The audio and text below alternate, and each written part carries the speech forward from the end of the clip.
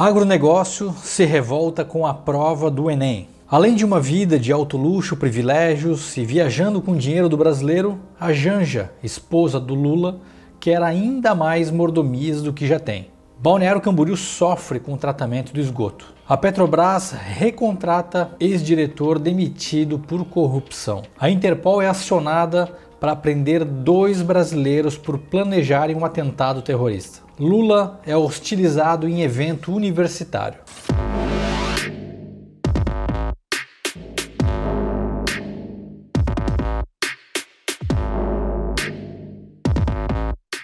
Nesse final de semana acontece a segunda etapa da prova do Enem, lembrando que na semana passada houve a primeira etapa que gerou bastante polêmica, principalmente dentro do segmento do agronegócio, gerou bastante revolta, onde o Enem apresentou algumas questões no sentido pejorativo, de uma certa forma buscando atacar o agro. E o agro se sentiu bastante revoltado com isso. Até vou ler algumas das respostas aqui, pelo que dá a entender, a revolta do agro é porque o Enem ele tenta encaixar ou tenta colocar o agro numa das seguintes questões aqui. Apropriação de áreas devolutivas, né? Essas são as respostas. Né? Apropriação de áreas devolutivas, sonegação de impostos federais, incorporação de exportação ilegal, desoneração de setores produtivos, flexibilização de legislação ambiental. E não foi só essa questão, teve mais de uma, e o agro buscou tentar anular essas questões porque de uma certa forma se sentiu ofendido. Mas o presidente do INEP, o INEP é uma autarquia federal que pertence ao Ministério da Educação, lembrando que a autarquia ela é composta por servidores efetivos que prestam concursos e também por cargos de indicação direta do presidente da República.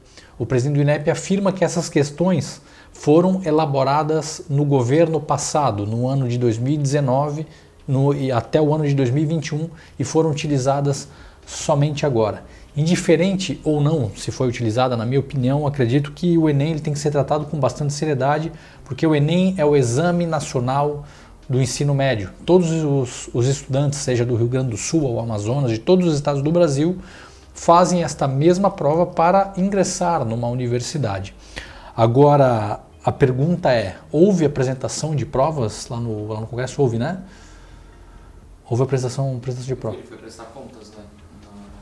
Ele foi chamado para o Congresso Nacional, como eu acompanhei, e falou que das 95 questões que compuseram a primeira parte da prova, 82 questões haviam sido elaboradas já no governo passado. Bom, agora a dúvida é, né, se isso foi feito no governo passado ou não, se houve a intenção do governo passado fazer isso, creio que foi um tiro no pé, o que eu duvido.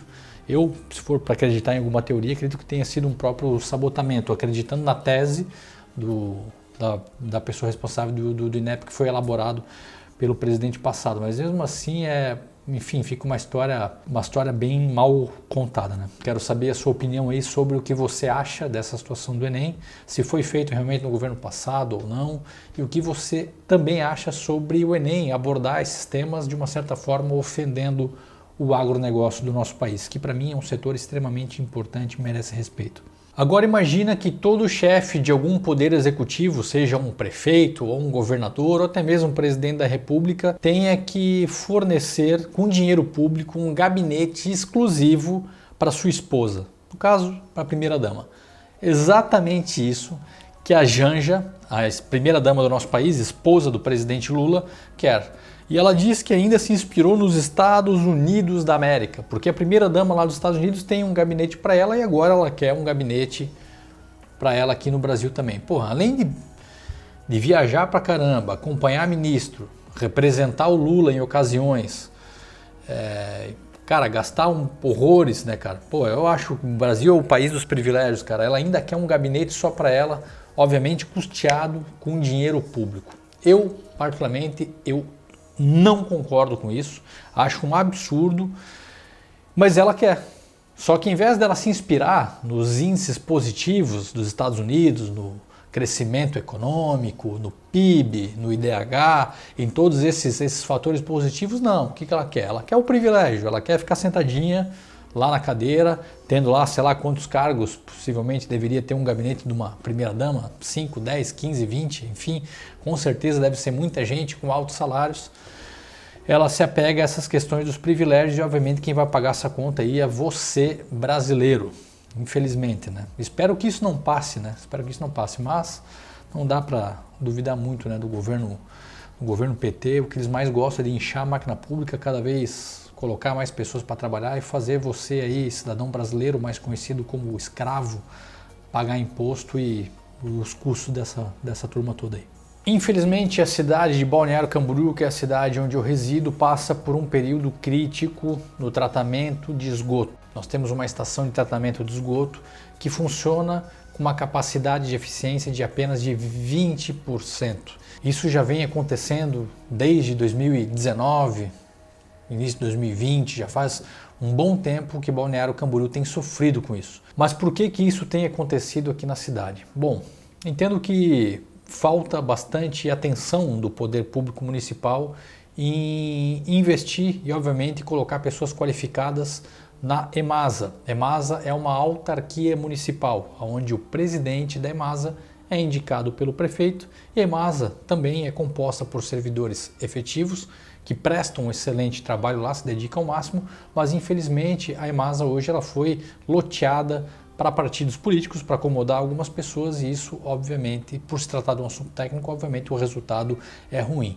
E Balneário Camboriú tem passado um momento bastante crítico no tratamento de esgoto, e espero que logo essa situação se resolva, porque Balneário Camboriú é uma cidade que cresce bastante, temos setores econômicos extremamente importantes aqui na cidade, alta valorização imobiliária, e o nosso rio Camboriú, que está sendo atingido hoje, ele não pode continuar morto, né? Ele precisa ter um respaldo municipal e, obviamente, ter esse carinho com a estação de tratamento de esgoto e com a nossa empresa, a nossa autarquia municipal, a EMASA, para que solucione isso o quanto antes. Lembrando que nós temos praias belas, a nossa Praia Central é uma praia muito bonita, a cidade é linda e maravilhosa, e sem o esgoto tratado não dá para ficar. Só fazendo um adendo aqui, é diretor-geral da EMASA, não presidente. Essa pessoa ela é responsável por liderar e, obviamente, dar as diretrizes para que a cidade ela consiga ser saneada e tenha o esgoto tratado. Mas, infelizmente, a pessoa não tem dado conta, tem deixado bastante a desejar. Espero que logo essa situação se resolva, seja com ele ou com outra pessoa. Balneário Camboriú não pode ficar sem esgoto tratado. Olha só que coisa boa, quer dizer, nem tão boa assim, estou rindo de desespero, porque na verdade eu estou morrendo de ódio por dentro. A Petrobras anuncia a contratação de um novo diretor, e esse novo diretor será um ex-diretor que foi acusado ou até mesmo condenado por corrupção no passado. A nomeação é de Luiz Fernando Neri, como gerente executivo interino da área de comunicação da empresa. Neri, demitido em 2019 devido suspeitas de corrupção, administrará um orçamento de aproximadamente, sabe quanto? 150 milhões destinados à publicidade, comunicação e patrocínio.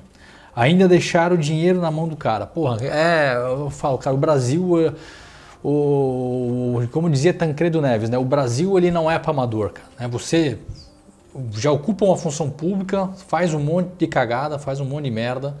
Aí você fica um período afastado. Na verdade, eu não sei se o Neri chegou a ser preso ou não, mas o Brasil é o país onde o cara é preso, ele é condenado, acontece uma série de coisas e você volta para o lugar onde você trabalhava e, enfim, está uma normalidade. Então essa é a realidade do Brasil, essa é a realidade da Petrobras. A gente já viu esse filme antes e espero que o final não seja catastrófico como no último. Mas apesar de eu duvidar pouco, né, eu não acredito muito que esse governo será capaz de, obviamente, fazer uma administração sem nada de corrupção ou de algum tipo de conduta ilibada, né? Mas enfim, triste decisão para a Petrobras, triste para o Brasil e principalmente triste para o brasileiro que paga essa conta aí, né? E a Interpol, que foi acionada para prender 2 brasileiros que vivem no Líbano por suspeitas de atos terroristas na embaixada de Israel lá no Líbano. A Interpol é a Organização Internacional de Polícia Criminal. Ela foi acionada para prender esses brasileiros após suspeitas de que esses brasileiros poderiam estar planejando este ataque terrorista. Como essas duas pessoas têm dupla nacionalidade, eles são brasileiros e também são libaneses e hoje residem no Líbano, eles não podem ser presos no Líbano. Ou seja, para eles serem presos só se eles saíssem do país, né? Se eles pegassem, mas possivelmente isso não vai acontecer tão cedo. Também a divisão antiterrorismo da Polícia Federal em Brasília foi alertada para o fato de que brasileiros, vários deles com passagem criminal, estavam sendo aliciados e contratados por comandantes do Hezbollah no Líbano para promover ataques terroristas no Brasil. Gente, a situação está crítica, a guerra está fechando o pau lá, cara, e todo mundo está sujeito a sofrer algo com isso. Quero aqui prestar minha solidariedade ao povo de Israel e principalmente, né, óbvio, orar para Deus para que essas situações de guerra acabem aí o quanto antes. É triste. Para finalizar dos assuntos dessa semana, Lula foi hostilizado no evento do Universipraia. Ô, tempo bom, Universipraia, onde tem aquela muvuca, o pessoal se abraça, se ama como se fosse o último dia da vida. O pessoal, os Universipraias, né, não sei se é assim que são chamados, Universipraeiros, o pessoal do Universipraias começou a puxar um coro contra o Lula dizendo: "Ei, Lula, vai tomar no c...". Foi isso mesmo, as ruas se tomaram, pessoas começaram a berrar esse coro, como vocês podem acompanhar aqui no vídeo.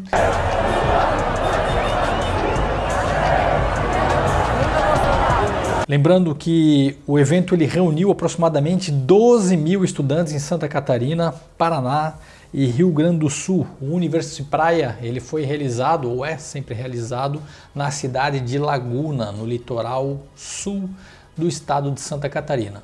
E para finalizar o vídeo aqui, eu quero dizer: ei, Lula, vai tomar o... Não, brincadeira. Então, pessoal, eu quero pedir o seu like, deixe o seu comentário aqui, se inscreva no canal e comente, mande para os amigos, compartilhe. Sempre quando possível, eu quero informar vocês de uma maneira propositiva, de uma maneira diferente. É isso aí, até a próxima. Tamo junto, valeu!